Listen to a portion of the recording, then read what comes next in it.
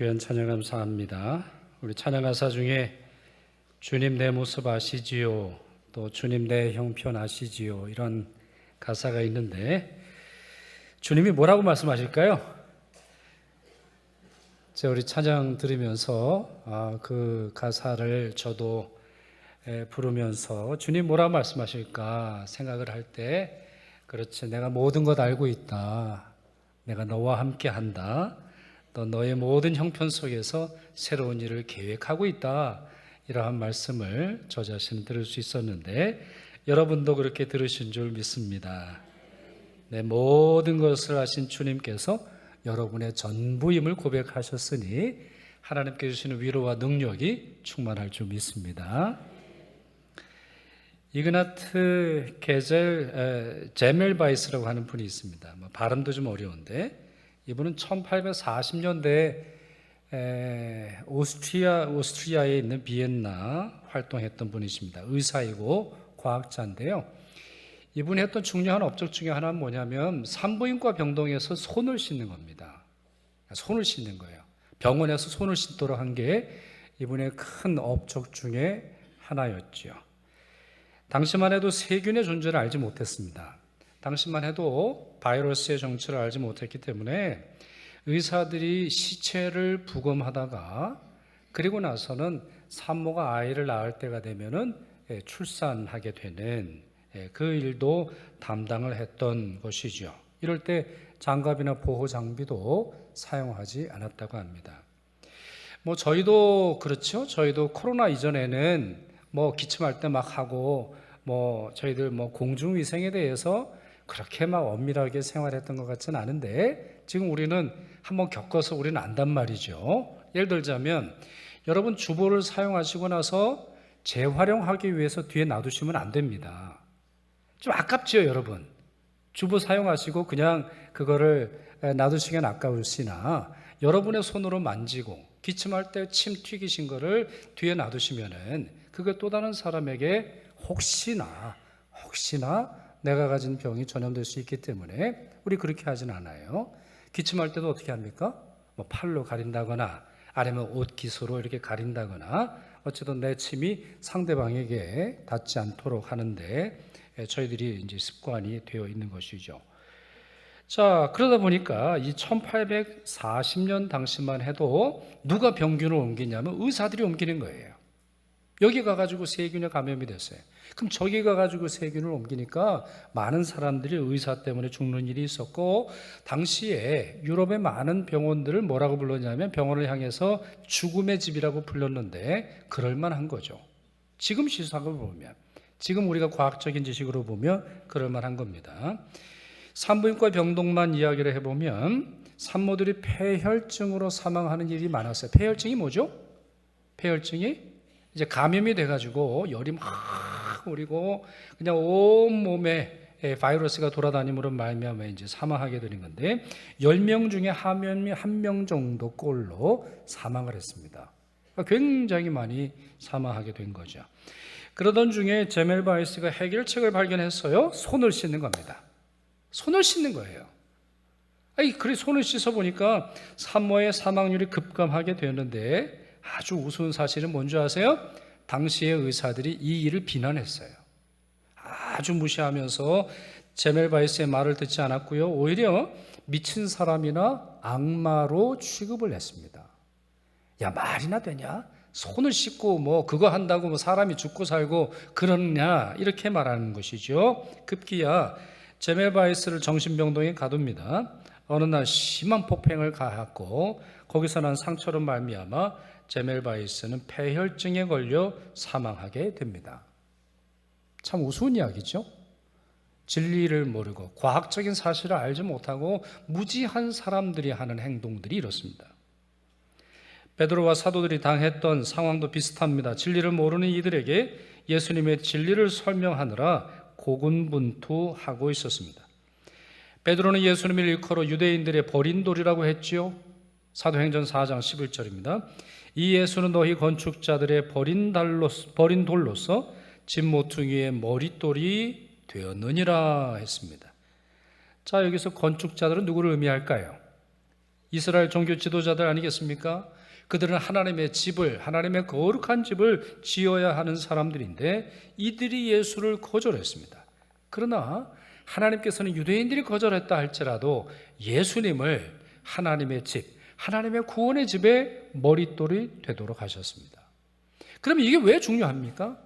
예수 그리스도께서 머릿돌이 되시는 것이 왜 중요한가? 베드로전서 2장 4절 5절 같이 읽겠습니다. 사람에게는 버림바 되었으나 하나님께는 택하심을 입은 보배로운 산돌이신 예수께 나아가 너희도 산돌같이 신령한 집으로 세워지고 예수 그리스도로 말미암아 거룩한 제사장이 될지니라 했습니다. 자, 우리 사도행전에는 없는 단어가 나오죠. 보배로운 산돌이시다. 예수님께서. 예수님은 살아있는 돌이시다. 무슨 말이에요? 부활을 의미하는 거죠. 그분은 어제도 오늘도 내일도 영원토록 동일하시고 살아계신 분이신데 그럼으로 말미암아 이 살아계신 예수님으로 말미암아 우리도 산돌같이 하나님이 선택하신 산돌이신 예수님같이 신령한 집으로 세워지리라 설명하고 있습니다. 그렇습니다. 예수께서만 우리를 구원하실 수 있습니다. 달리 말해서 우리의 고통과 문제를 가장 잘 이해해 주시고 그 문제의 원인은 죄를 해결해 주실 뿐만 아니라 하나님의 심판대 앞에서 우리를 완벽히 변호하실 분은 오직 예수뿐이십니다. 물론 세상 사람들은 이 믿음을 싫어하죠. 조롱합니다. 비난합니다. 무시합니다. 야, 요즘 세상이 어느 시대인데 예수만 구원을 주느냐. 아유, 니네만 진리가 있느냐? 불교도 진리가 있고 다른 종교도 진리가 있고 철학에도 진리가 있고 나도 진리를 안다. 이렇게 말하는 세상에서 살아가고 있습니다. 요즘 세속화의 물결은 가히 충격적이죠. 미국의 경우를 보면 과거나 지금이나 다른 나라에 비해서 훨씬 기독교적인 국가가 미국인데요. 그러나 종교 자체를 부정하는 사람들이 정말 늘어나고 있습니다. 다시 말씀드립니다. 기독교를 부정하는 정도가 아니라 그냥 종교 자체를 부정하는 사람들이 정말 많아지고 있다는 거죠. 이걸 우리는 세속화 현상이라고 부르는데, 자, 데이터를 봤더니 이렇게 되어 있어요. 미국인 중에서 종교가 없다고 대답하는 사람들이 1990년, 그러니까 지금으로부터 한 35년경에는 10%였습니다. 10%. 그러니까 90% 정도는 종교를 가지고 있다고 하는 말이고 당시의 종교라고 하는 것은 기독교를 의미하는 거예요. 그러나 지금 요즘 데이터에 따르면 30%로 증가했습니다. 또 다른 질문입니다. 현재 27%의 미국인은 어떤 종교도 믿지 않는다고 주장하고 있고요. 22%는 종교가 그들의 삶에 영향을 끼치지 않는다 대답합니다. 종교가 내가 예수를 믿는다고 해서 예수께서 나를 구원하셨다고 하는 사실을 믿는다고 해서 내 삶에 아무런 영향을 끼치지 않는다는 거죠. 실제로 여러분 조사를 했습니다. 우리 미국에는 남쪽이 이제 바이블 벨트라 그래가지고요. 바이블 벨트가 뭐냐면은 이제 보수적인 기독교인들이 많은 곳입니다. 기독교인들이 많은 곳이라서 거기에 이제 아주 유명한 교회라든가 큰 교회들이 이제 밀집되어 있는 그런 곳인데 어떤 회사에서 데이터를 조사를 했어요. 포르노와 접속하는 숫자가 어떻게 다른가?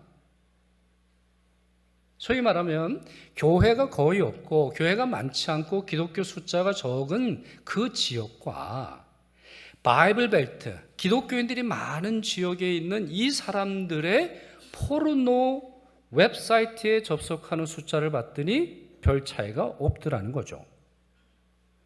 이혼의 확률도 별 차이가 없더라는 거죠. 범죄도 별 차이가 없다는 거죠. 왜 그런 일이 생깁니까? 신앙이 그들의 삶에 영향을 끼치지 않고 있음을 보여주는 것입니다. 그렇습니다. 겉으로는 교회를 다니는 것처럼 보이지만 실상은 주님이 주시는 말씀이 아무런 영향을 끼치지 않고 있어요.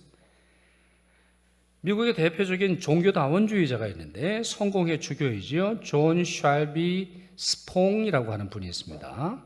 이분이 뭐라고 말했냐면 미국에서 가장 큰 동창회가 있는데, 미국 전체에서 가장 큰 동창회가 있는데 그 동창회 이름이 뭐냐? 교회 졸업 동창회라는 거예요. 그러니까 난 더 이상 교회를 다니지 않아. 난 어렸을 때 주일학교를 다녔지. 근데 나 이제 졸업했어.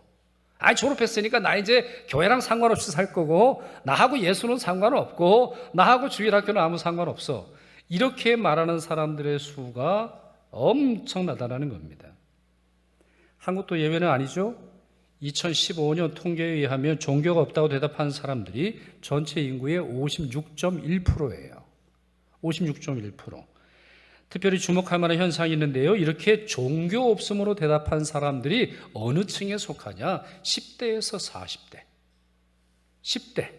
이제 막 학교 다니고 뭔가 지식을 얻고 가치관이 형성되는 나이의 아이들로부터 비롯해서 40대까지가 무종교로 선택한다는 거예요. 또한 교육을 많이 받은 사람들일수록 이런 현상이 더 두드러진다고 하는 것입니다. 이런 상황에서 인기를 끄는 사람들이 있죠. 인기를 끄는 사람들이 있어요. 예를 들어서 대표적인 사람이 달라이 라마 같은 사람이에요.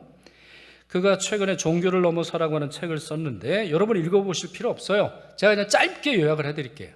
이 책의 내용은 뭐냐? 종교를 넘어서잖아요. 이제 시대가 바뀌었다. 그러니 극락이나 천국이나 지옥으로 사람을 회유하거나 협박하는 종교는 그 설득력을 잃어버렸다라고 하는 것이 책의 내용입니다. 그렇습니다. 요즘 시대에 이렇게 돼 있어요. 요즘 시대는 자신의 종교만 아니라 종교 자체를 포기할 때 나이스한 사람이고 지성적인 사람이고 또한 포용적인 사람으로서 참 사회에 도움이 되는 사람으로 인정하는 그러한 시대가 되었습니다. 그렇다면 이와 같은 시대를 살아가는 우리, 복음의 진리를 수종해야 할까요? 즉 여러분 개인이나 우리 교회가 세련되고 지성적인 것처럼 보이기 위해서 예수 그리스도 외에 다른 이로서는 구원을 얻을 수 없다라고 하는 이 진리를 포기하거나 수종해야 할까요? 주일만 예수 그리스도께서 우리를 구원하신다. 우리 이렇게 말해야 되나요? 월요일부터 토요일까지는 세상 신을 섬겨도 된다. 그렇게 주장하는 것이 옳겠습니까? 아니지요. 그럴 수 없으며 그럴 필요도 없습니다. 우리는 복음이 가진 강력한 힘을 잘 알고 있습니다. 마치 우리가 복음의 능력이 뭔가 더할 수 있는 것처럼 행동을 합니다만 여러분 성경에서 나오는 이 초대교회 역사로부터 2000년의 교회 역사를 생각을 해보십시오. 복음보다 강력한 것이 있던가요? 또한 어느 시대가 스스로 복음을 환영합니까? 어느 시대가 우리에게 복음 좀 전해주세요. 어떤 문화, 어떤 사회가 복음을 환영하며 복음을 전하는 사람들을 칭찬한 적이 있나요? 우리는 대부분 요즘 사람들이 하도 흉악해서 복음을 전할 수 없다고 말하는데 어느 시대에 복음을 환영하던가요? 바울은 새로운 도시에 갈 때 자신이 적진에 들어간다는 사실을 알고 있었습니다. 에베소서 2장 2절이죠. 그때 너희는 그 가운데서 행하여 이 세상 풍조를 따르고 공중의 권세 잡은 자를 따랐으니 곧 지금 불순종의 아들들 가운데서 역사하는 영이라. 사람들 가운데서 역사하는 영이 있다는 거예요. 그래서 그곳에 복음을 전한다고 할 때 그들과의 영적인 전쟁이 있을 것이라는 거죠. 고린도후서 4장 4절도 보십시오. 그 중에 이 세상의 신이 믿지 아니하는 자들의 마음을 혼미하게 하여 그리스도의 영광의 복음의 광채가 비치지 못하게 함이니 그리스도는 하나님의 형상이니라. 그리스도의 영광의 광채가 비춰져야 하는데 그걸 가리는 사람들이 있더라는 거예요. 그게 도시마다 있다라는 거예요. 그게 문화마다 있다라는 거예요. 그게 골목마다 있다라는 거예요. 또한 베드로는 이 세상 살아가는 사람들의 행태를 이렇게 묘사했습니다. 너희가 음란과 정욕과 술취함과 방탕과 향락과 무법한 우상 숭배를 하여 이방인의 뜻을 따라 행한 것은 지나간 때로 족하도다. 무슨 말입니까? 인류의 역사가 이렇다라는 거예요. 술 취하고 정욕과 음란과 방탕과 향락과 무법한 우상 숭배가 팽배해 있는 것이 바로 우리가 살아가는 세속사회라고 하는 것이죠. 그러면 이런 거친 환경에서 복음의 빛이 희미해졌던가요? 복음의 빛이 약해졌습니까? 복음의 빛이 위험 속에서 꺼졌나요? 아니지요.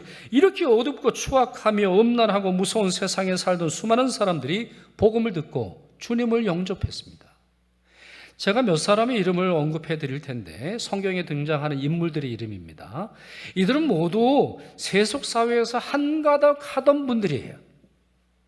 이들은 모두 세속사회에서 잘 적응했었고 그냥 세상에서도 성공한 사람으로 인정받던 사람들인데 그들에게 복음이 비추어졌을 때, 복음의 빛이 비추어졌을 때 유일하신 예수 그리스도로 영접함으로 말미암아 구원받은 사람들입니다. 세리였던 삭개오, 헤롯의 집 관리인 구사의 아내 요한나, 빌립에 만났었던 에디오피아 네시, 이 네시는 에디오피아 전체의 경제를 담당했던 경제 장관으로 불립니다. 로마 장교였던 고넬료, 스데반을 죽이는 일에 참여하고 그리스도인들이 죽이려 했던 사울, 굉장히 지적으로 탁월하다 인정받았던 로마 키프로스 총독 세르기오 바울로, 부유한 사업가 루디아, 또한 빌립보에서 만난 로마 간수, 로마 황제 가이사의 집안 사람들이 그런 사람들입니다. 그렇습니다. 전도가 안 되는 이유는 복음의 능력이 약해졌기 때문이 아니라 예수 복음으로 충분하지 않아서가 아니라 예수 복음에 뭔가를 더해야 했기 때문이 아니라 우리에게 있는 겁니다. 전도가 위축이 되고 더 이상 교회가 부흥하는 그와 같은 메시지를 들을 수 없는 이유는 바로 우리 때문입니다.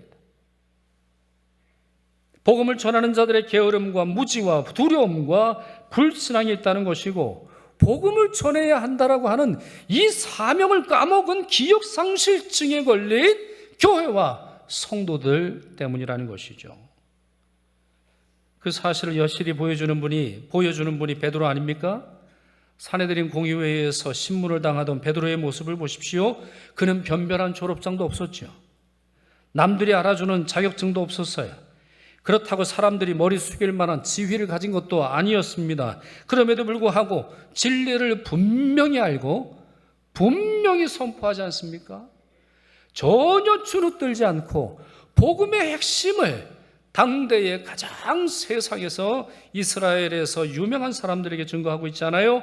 그 차이가 무엇입니까? 베드로와 우리 차이 뭐예요? 우리가 교리가 모자라서입니까? 성경에 대한 지식이 모자라서요? 물론 그럴 수도 있습니다만 아주 큰 차가 있어요. 우리에게는 믿음의 증거가 없어요.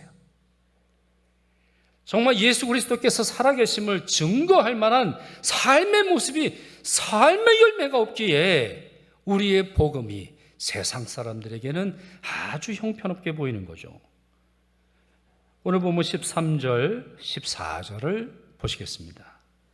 그들이 베드로와 요한이 담대하게 말함을 보고, 자, 여기서 그들이 누군지는 아시겠죠? 사내들인 공의회에 모여있는 많은 사람들입니다. 지난주에 설교 드린 내용을 기억하시면 되겠고요. 그들을 볼래, 여기서 그들은 누구예요? 베드로와 사도들이에요. 저 사람들 학문 없는 범인으로 알았는데 이상히 여기며 라고 되어 있습니다. 자, 여기서 범인은 죄를 지은 범인이 아니지요. 평범한 사람들. 학문이 없다라고 하는 말이 뭐예요? 헬라어 성경을 보면 아그람마라고 되어 있는데 글자도 모르는 평범한 사람들. 학교는 간 적도 없고 글자도 모르고 뭔가 막 육식한 말로 해가지고 너 절대로 예수의 이름으로 전하지 마, 이러면 주눅들 거라고 생각을 했던 그런 사람들인데, 아니 너무나 논리적으로 복음을 전하고 있어요. 전혀 두려움 갖고 있지 않아요. 복음의 핵심뿐만 아니라 그 복음을 설명하는 방식까지도 역시 너무나 세련되어 있는 이 사람들을 보고 이상히 여기며 또 전에 예수와 함께 있던 줄도 알고 또 병 나은 사람이 그들과 함께 서 있는 것을 보고 비난할 말이 없는지라 그랬어요. 핵심은 뭡니까? 병 나은 사람이 그들과 함께 있었습니다. 그들의 기도는 능력이 있었다는 거죠. 그들의 예배는 권능이 있었다는 거예요. 그들과 함께 살아계신 예수께서 일하시더라는 거예요. 그러니 이들이 이들을 협박할 수는 있어도 부활이 없다라는 것을 증명할 수 없고, 예수가 형편없는 신이라고 설명할 수 있는 능력이 그들에게 없음을 인정하게 되었다라고 하는 겁니다. 20절 말씀도 보십시오. 사내들인 공회가 다시는 예수의 이름으로 말하지 말라, 가르치도 말라 이렇게 선고할 때 베드로는 다음과 같이 대답합니다. 우리는 보고 들은 것을 말하지 아니할 수 없다. 8개의 단어입니다. 문장이 길지 않죠? 저는 정말 베드로를 사랑합니다. 베드로의 문장은 아주 짧으면서 신학의 핵심을 관통합니다. 교회가 뭔지, 기독교가 뭔지, 신앙이 뭔지를 이 한 문장이 요약해 주고 있어요. 그렇습니다. 기독교는 유대인과 달라요. 유대교와 다릅니다. 유대교는 어떤 종교예요?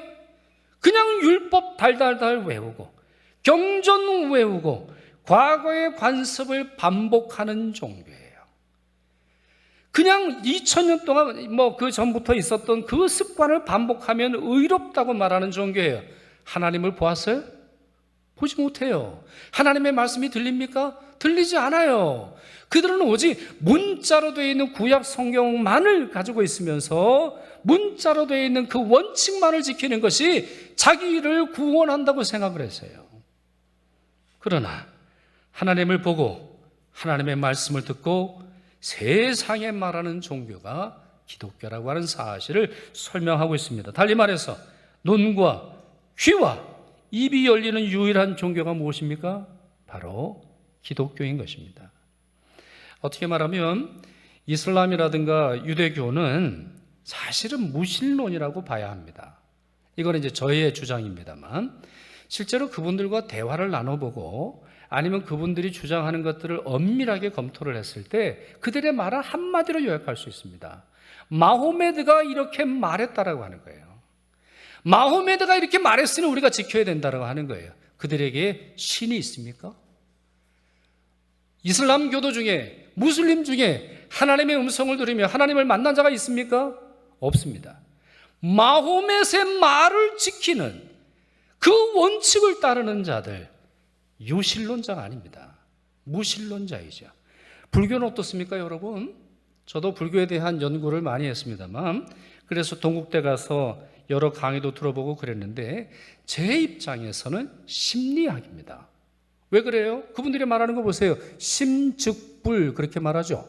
마음이 곧 부처다라고 하는 말이에요. 뿐만 아니라 여러분 원효대사 이야기를 잘 아시죠? 자, 유학을 가려고 했는데 밤이 됐어요. 아이 목이 말라요? 그래 옆에 있던 딱 물을 마셔보니까 맛이 좋아요? 안 좋아요? 맛이 너무 좋은 거예요. 막 산삼을 넣은 것 같기도 하고, 근데 아침에 일어나 보니까 그게 뭐라는 거죠? 해골에 담긴 물이라는 거예요. 그래서 뭘 가르치는 거예요?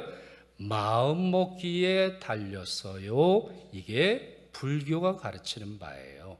그걸 뭐라고 부릅니까? 심리학이라고 하죠. 마음, 내 마음을 어떻게 품느냐에 의해서 내 운명이 결정된다고요? 거기에 하나님이 있다고요? 거기에 하나님을 볼 수 있다고요? 거기에 하나님의 음성을 들을 수 있다고요? 아니지요. 다시 말씀드립니다만 눈과 귀와 입이 열리는 유일한 종교가 바로 기독교이지요. 그렇게 베드로는 전도하는 일을, 주의 복음을 전하는 일을 이 세상 어떤 이름으로도 구원을 받을 수 없으나 오직 예수의 이름으로, 오직 예수라고 하는 유일한 구세주의 그 이름으로 구원받는다라고 하는 이 사실을 전하는 것을 자신이 받은 불가항력적인 사명으로 여겼던 것입니다. 우리가 왜 전도를 하지 않습니까? 왜 우리가 전도를 하는데 주저합니까? 듣지 못해서, 보지 못해서 아닙니까? 기독교 역사상 가장 탁월하고 또한 용기 있는 신학자로 아타나시우스를 손꼽습니다. 이분이 했던 신학의 공로 중에 하나가 삼위일체 교리를 지켜낸 겁니다. 삼위일체 교리를 다루기 위해서 니케아 공유회가 열렸습니다. 이 공유회 전부터 많은 사람들이 이단에 빠져 있었어요. 아리우스라고 하는 이단에 빠져 있었는데, 아리우스의 주장하는 바가 뭐냐면요, 예수님은 하나님이 창조하신 피조물이라는 거예요. 그러면서 뭐라고 말했냐면, 이단들은 말을 기가 막히게 잘합니다. 그때로부터 지금도 이단 만나보면 말을 기가 막히게 잘해요. 사기꾼들이 여러분 말을 기가 막히게 잘하는 거 아시죠? 사기꾼은 진짜 안 만나시는 게 좋아요. 말을 너무너무 잘해. 뭐라고 말했냐면, 성자는 영원에서부터 온 것이 아니라 무에서부터 왔다, 이런 말을 해요. 여기서의 무는 이제 먹는 무가 아니고 막 가는 무가 아니라 없을 무자를 쓰는 거예요.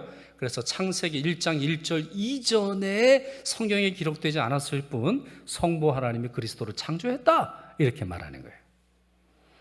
아타나시우스는 이런 주장을 받아들일 수 없었습니다. 성경이 그렇게 말하지 않기 때문이에요. 성경이 그렇게 말하지 않기 때문입니다. 어떤 사람이 충고합니다. 아타나시우스, 온 세상이 당신을 반대합니다. 다 넘어갔습니다. 다 삼위일체 아니라고 합니다. 다 예수는 신이 아니라고 합니다. 그 말에 아타나시우스가 대답한 유명한 말이 있습니다. 만약 온 세상이 나를 반대한다면 나는 온 세상을 반대할 것입니다. 라틴어로 이렇게 말했어요. 아타나시우스 콘트라 몬돈. 아타나시우스가 온 세상을 반대한다, 이 뜻입니다. 그렇습니다.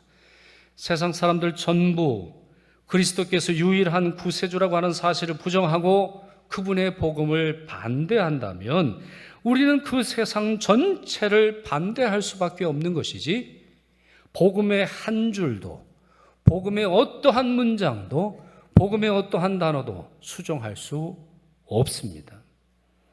예수와 함께 또 다른 누군가가 우리를 구원한다라고 하는 주장을 받아들일 수 없습니다. 예수께서 단순히 종교적인 영역 속에서만 우리의 구주가 되신다라고 하는 그 말을 우리는 받아들일 수가 없습니다. 예수는 단순히 우리를 천국으로 보내주기만 할 뿐 이 세상에서 아무 일도 하지 않는다라고 하는 주장을 우리는 받아들일 수 없습니다. 만약에 그것이 온 세상이 주장하는 바라면 우리는 온 세상을 반대해야 하는 것이죠. 물론 이 신앙을 지켜내가는 것은 쉬운 일은 아닙니다. 저와 같은 목회자의 입장에서는 저희가 하는 일이 그 복음 자체를 믿고 설명하고 전하는 것이니 조금 쉬울 수 있겠습니다만, 여러분 모두 살아가시는 세속사회에서 이 믿음을 지키는 것은 쉽지 않다는 것은 잘 알고 있습니다. 여러분 모두 무엇보다 종교 자체를 싫어하는 사람들 틈바구니에 살아가고 있습니다. 그들에게 예수께서 유일한 구세주이심을 달리 말씀드리자면, 수정된 복음이나 변질된 복음이나 복음의 일부분만이 아니라 온전한 복음을 온 세상에 전해야 하겠습니다. 그러한 불가항력적 사명에 참여하여 하나님의 동역자로 살아가시는 여러분 되시기를 축원합니다. 기도하겠습니다.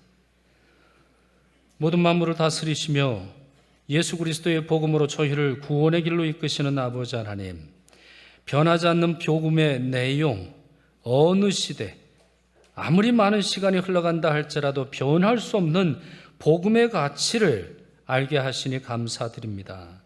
온전한 복음, 총체적인 복음, 완전한 복음을 믿으며 전하는 저희 되도록 성령의 용기와 성령의 지혜와 성령의 믿음을 공급하여 주옵소서. 우리 주 예수 그리스도의 이름으로 기도드리옵나이다. 아멘.